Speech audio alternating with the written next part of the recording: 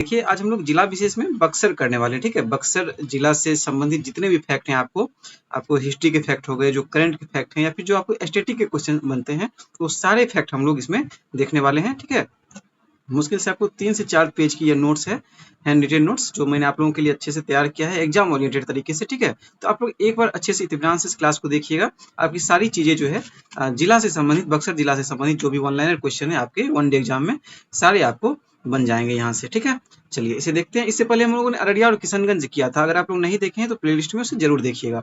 तो शुरू करते हैं। देखिए बक्सर जिला जो है यहाँ पे, बक्सर जिला जैसा कि आप सभी को मालूम है, बक्सर जिला उत्तर में उत्तर प्रदेश के बलिया जिले से, दक्षिण में रोहतास जिले एवं पश्चिम में उत्तर प्रदेश के गाजीपुर जिले एवं पूर्व में भोजपुर जिले से सटा हुआ है। ठीक है, अब तो ये फैक्ट हो गया। अब यहाँ पे देखिए, ये जैसे यहाँ पे देख सकते हैं कॉर्नर में, आप लोग देखिए यहाँ पे राइट साइड कॉर्नर में आप लोग ऊपर में देखिए, ये बिहार का मैंने मैप ऐसे हैंड से हाथ से बनाया था, तो आपको थोड़ा सा जो है ड्रॉ करने में प्रॉब्लम हो सकती है, लेकिन यहाँ पे देखिए आप अच्छे से कि ये जो बक्सर जिला है आपको कहाँ पे पड़ता है, तो यहाँ पे ये वाला क्षेत्र जो है आपको बक्सर है यहाँ पे। ठीक है, तो अब देखिए उत्तर में, ये उत्तर के बलिया जिले से, ये उत्तर वाला हिस्सा ये हो गया आपको नॉर्थ वाला, सबसे ऊपर वाला हिस्सा जो होता है वो नॉर्थ हो गया। ये नॉर्थ हो गया आपको, नॉर्थ साउथ ईस्ट और वेस्ट। तो उत्तर वाला जिला जो है उत्तर प्रदेश के बलिया जिले से, उत्तर प्रदेश के बलिया जिले से सटता है। अगर आप लोग के पास मैप है बिहार वाला तो आप लोग उसे निकाल के देख सकते हैं। ठीक है, उत्तर प्रदेश के बलिया जिले से, बिल्कुल देखिए मैं इसलिए रिपीट कर रहा हूं ताकि चीजें आप लोग को याद हो सके। तो उत्तर में उत्तर प्रदेश के बलिया जिले से, दक्षिण में रोहतास, दक्षिण में आपको ये रोहतास जिले से, दक्षिण में जो है ये रोहतास जिले से, एवं पश्चिम में यह उत्तर प्रदेश के गाजीपुर जिले, पश्चिम में जो है आपको उत्तर पश्चिम में, ये पश्चिम में आपको गाजीपुर जिले, उत्तर प्रदेश के गाजीपुर जिले एवं पूर्व में भोजपुर जिले से सटा हुआ है। देखिए अब यहाँ से अगर आपको क्वेश्चन अगर बनता है, जैसे कि बीपीएससी में आप लोग देख सकते हैं एग्जाम का ट्रेंड चेंज हो रहा है, अगर पूछा जाए आपसे जिला विशेष में, तो बक्सर जो है उत्तर प्रदेश के कितने जिलों से सटता है, तो उत्तर प्रदेश के कितने जिलों से यह सट गया, यहाँ पे हम लोग देख सकते हैं। यहाँ पे उत्तर में उत्तर प्रदेश के बलिया जिले से, और फिर यहाँ पे एक आपको पश्चिम में उत्तर प्रदेश के गाजीपुर जिले से, यानी उत्तर प्रदेश के 2 जिले से, उत्तर प्रदेश के जो 2 जिले से बक्सर जो है, बिहार का बक्सर जिला सटता है उत्तर प्रदेश के 2 जिले से। और बिहार में जो है आपको, बिहार में यह दक्षिण में रोहतास से सटा हुआ है और आपको पूर्व में भोजपुर से सटा हुआ है। ठीक है, तो बिल्कुल मैं उम्मीद करता हूँ आप लोग को ये फैक्ट जो है याद हो गए होंगे। देखिए मैं आपसे लास्ट में क्वेश्चन भी पूछूंगा इसी से जुड़ा हुआ जो आपको मैंने आज पढ़ाया है, तो आप लोग जरूर कमेंट के माध्यम से उसका आंसर दीजिएगा। ठीक है, तो ये आपको हो गए बक्सर के, आपको बक्सर का आप लोग कह सकते हैं बक्सर का चौहद्दी, एक प्रकार का बक्सर का चौहद्दी ये हो गया आपको। अब देखिए यहाँ पे बक्सर की अगर कुल जनसंख्या की बात करें तो जनसंख्या आपको जनगणना 2011 के अनुसार तो 17,06,352 यहाँ की जो है आपको जनसंख्या देखने को मिलती है। अभी आपको 2027 वाला जनगणना अभी स्टार्ट हो चुका है, तो इसका जब अपडेट हो जाएगा तो मैं आप लोग को वो बताऊंगा। अभी हम लोग 2011 वाली जनगणना से ही प्रश्नों को देखेंगे। कहीं भी एग्जाम में भी पूछा जाएगा तो आपको 2011 वाला जनगणना ही पूछा जाएगा, अभी वही चलित है। ठीक है, तो कुल जनसंख्या की बात करें बक्सर की आपको तो 17,06,352। देखिए कुछ चीजें इसमें जो है आपको लगेगा कि पीटी में नहीं पूछा जाता है, लेकिन मेंस के व्यू से भी आप लोग इसे देख सकते हैं। मेंस में भी आपको बहुत ये काम आने वाला है, इसलिए बहुत अच्छे से ध्यान से शांति से देखिएगा। इसका पीडीएफ जो मैं आपको टेलीग्राम ग्रुप पे डाल दूंगा। ठीक है, तो टेलीग्राम ग्रुप आप लोग ज्वाइन कर लीजिएगा, आपको डिस्क्रिप्शन में लिंक दिया गया है, वहां आपको इसका पीडीएफ मिल जाएगा। ठीक है, ये सारा पीडीएफ आपको टेलीग्राम ग्रुप पे मिल जाएगा। अब देखिए बक्सर के लिंगानुपात की बात करें आपको तो 922 है। बक्सर की लिंगानुपात कितनी है तो 922 है। वहीं आपको साक्षरता दर की बात करें तो 70.14 यहाँ की साक्षरता प्रतिशत है। ठीक है, और क्षेत्रफल की बात करें, बक्सर जिले का क्षेत्रफल कितना है तो 1703 वर्ग किलोमीटर, और यह बिहार का कितना क्षेत्र यह जो है कवर करता है तो 1.8%। आप लोग को बताना है, यहाँ पे साक्षरता दर ये दिया हुआ है 70.14, ये बक्सर का। आपको बताना है कि बिहार में सबसे अधिक साक्षरता दर किस जिले का है, बिहार में सबसे अधिक साक्षरता दर किस जिले का, आप लोग कमेंट में बताएंगे। ठीक है, आप लोग की तैयारी कैसी चल रही है आप लोग जो है कमेंट में जरूर बताइए कि बिहार में जो है सबसे अधिक साक्षरता दर किस जिले का है, बिहार के किस जिले का है। अब देखिए अगला पॉइंट यहाँ पे, बक्सर जिला वर्ष 1991 में बना था। बक्सर जिला कब बना था तो वर्ष 1991 में, बिल्कुल ध्यान रखिएगा। बक्सर जिला कब बना था तो वर्ष 1991 में बना। इस जिले में 2 अनुमंडल हैं। बक्सर जिले में कितने अनुमंडल हैं तो 2 अनुमंडल हैं, और कौन कौन से वो 2 अनुमंडल हैं तो आपको पहला अनुमंडल है बक्सर और दूसरा आपको पड़ता है डुमरा। ठीक है, उम्मीद करते हैं ये फैक्ट जो है आपको बिल्कुल याद हो गए होंगे। ठीक है, चलिए अगला पॉइंट यहाँ पे देखिए, साथ ही 11 प्रखंड है। बक्सर जिले में कितने प्रखंड हैं? तो 11 प्रखंड हैं व 16 पुलिस स्टेशन भी मौजूद है। ठीक है, इस जिले में गांवों की संख्या, जो विलेज है, विलेज की संख्या कितनी है? तो 1142 तथा पंचायत की संख्या की बात करें तो आपको 137 है। ठीक है, पंचायत की संख्या जो है आपको 137 है। देखिए ये सारे चीजें जो है आपको ना बिहार में भी पढ़ना है कि बिहार में कुल गांवों की संख्या कितनी है, बिहार में कुल पंचायतों की संख्या कितनी है, ये सारी चीजें पढ़नी है। अगर आप लोगों में से किसी को याद है तो आप लोग कमेंट में इसे कर सकते हैं। ठीक है, बिल्कुल कीजिएगा आप लोग। और चैनल पे आप लोग नए हैं तो सब्सक्राइब जरूर कर लीजिएगा ताकि आपको इस तरह के और भी जो है क्लास मिलते रहें। और शेयर जरूर क्या कीजिए, जो भी आपके दोस्त साथी इस तरह की तैयारी करें। देखिए ये ऐसा सब्जेक्ट है ना, बिहार के आप कोई भी एग्जाम दे रहे हो आपको वहां काम आने वाला है, तो इसलिए आप लोग शेयर जरूर कीजिएगा। बहुत ही मेहनत से मैंने आप लोगों के लिए ये जो है एक जगह जो है इकट्ठा किया है, एकदम शुरू से लेके आपको अभी करंट तक का सारा इसमें चीज आपको मिल जाएगा। ठीक है, अब देखिए इस जिले की बात करें यानी बक्सर जिले की बात करें तो इसमें बच्चों का लिंगानुपात जो है 0 से 6 वर्ष के बच्चों का लिंगानुपात कितना है? तो 934 है। कितना है? 934 है। पहला क्वेश्चन था आपका कि बिहार में सबसे अधिक साक्षरता दर किस जिले का है? आपको कमेंट बताना है। और दूसरा क्वेश्चन देखिए आपका यहाँ से निकल के आता है कि बिहार में बाल लिंगानुपात कितना है, आपको ये भी बताना है। यहाँ पे बक्सर का हम लोग पढ़ रहे हैं तो बक्सर का 934 है और आपको कमेंट में बताना है कि बिहार का लिंगानुपात कितना है, बाल लिंगानुपात बिहार का कितना है। ठीक है, तो बक्सर जिले का यहाँ पे हम लोग कितना देख रहे हैं? तो 934 है, बक्सर जिले का 934 है। यह जिला 25 डिग्री 18 मिनट से 25 डिग्री 45 मिनट उत्तरी अक्षांश और 84 डिग्री 20 मिनट से 84 डिग्री 40 मिनट पूर्वी देशांतर रेखा के मध्य स्थित है। ठीक है, आपको जो है एग्जाम में बिहार से ही पूछा जाता है, ये तो पूछा नहीं जाता है, इसे अभी तक तो नहीं पूछा गया है, लेकिन हम लोग जिला विशेष पढ़ रहे हैं तो यहाँ पे हम लोग इसे भी देखेंगे। ठीक है, चलिए अब देखिए यह जिला जो है ना आपको बक्सर, यह जिला उत्तर व उत्तर पश्चिम में गंगा नदी तथा 2 बार लिख दिया मैंने, तथा पश्चिम व दक्षिण पश्चिम में कर्मनाशा नदी से घिरा हुआ है। ये भी आपको एकदम इंपॉर्टेंट फैक्ट है, बहुत इंपॉर्टेंट फैक्ट है, बिल्कुल ध्यान रखिएगा। यह जिला जो है आपको उत्तर व उत्तर पश्चिम में, यहाँ पे देखिए उत्तर उत्तर, ये वाला पार्ट आपको उत्तर और उत्तर पश्चिम में, इस वाले पार्ट क्षेत्र में जो है आपको यह गंगा नदी, और पश्चिम व पश्चिम दक्षिण में, पश्चिम व पश्चिम दक्षिण में ये जो है आपको पश्चिम, ये पश्चिम और पश्चिम दक्षिण में जो है कर्मनाशा नदी से, इधर कर्मनाशा नदी और इधर गंगा नदी से घिरा हुआ है। ठीक है, बिल्कुल ये ध्यान रखना है। ठीक है, आगे देखिए बक्सर गेहूं उत्पादन के लिए सर्वश्रेष्ठ माना जाता है। यह जिला वनों के लिहाज से काफी समृद्ध है। यहाँ प्रमुख रूप से आम, शीशम व बांस आदि पाए जाते हैं। आगे देखते हैं, कह रहा है कि इस जिले में साबुन, लकड़ी व चमड़े का उद्योग तेजी से फल फूल रहा है।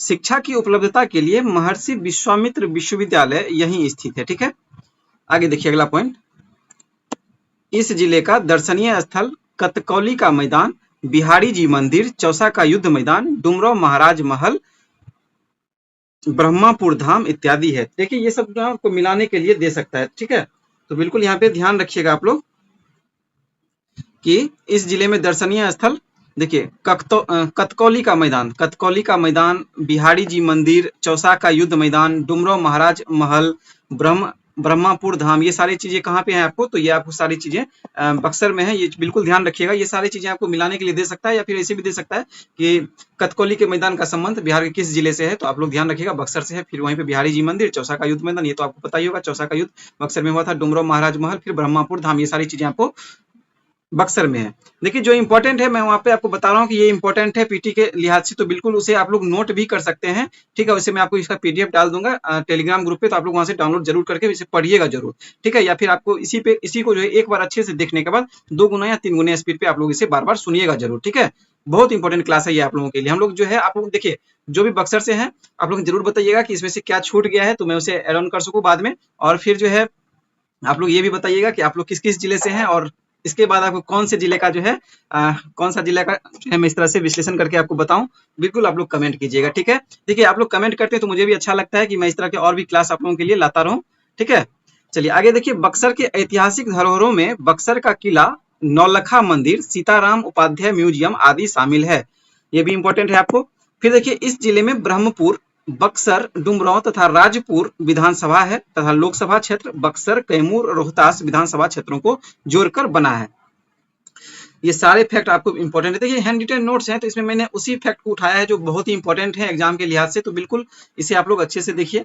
अब देखिए बक्सर से संबंधित कुछ पौराणिक व ऐतिहासिक तथ्य को हम लोग देखते हैं। तो देखिए बक्सर जो है आपको प्रसिद्ध देवताओं के युद्ध क्षेत्र और पुराणों के अनुसार राक्षसों और आधुनिक इतिहास में विदेशी आक्रमण और देशवासियों के बीच एक युद्ध क्षेत्र के लिए महाकाव्य की अवधि से प्रसिद्ध है।